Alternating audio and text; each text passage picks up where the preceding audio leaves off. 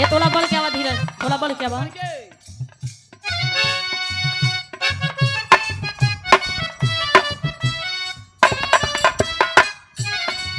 तू तो पूरा लगावला जोर हो,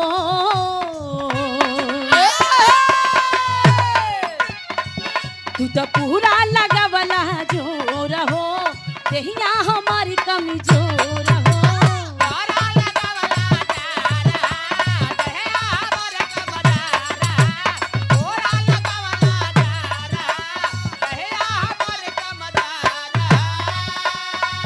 तू तो पूरा लगावला जोर हो, देहिया हमारी कमजोर हो। तनको दर्द नहीं घाटा,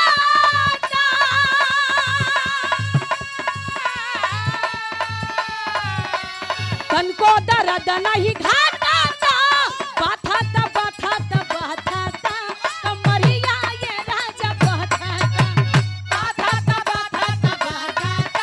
कमरिया ये राजा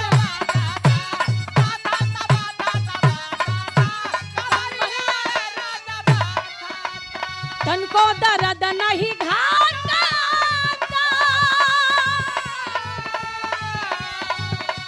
तनको दर्द नहीं घाटा, बाथा कमरिया ये राजा बाथा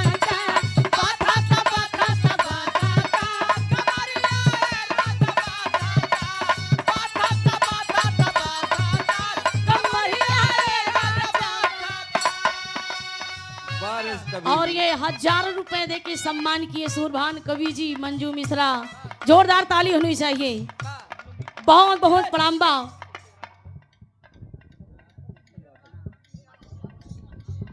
अच्छा, हमारे सबसे बड़े फैन मक्खा यादव, क्या बात है।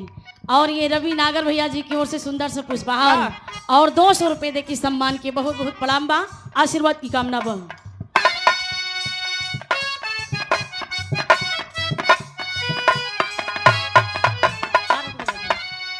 आइए एक लोग गीत सुना दे, फिर के बाद समय का अभाव हो।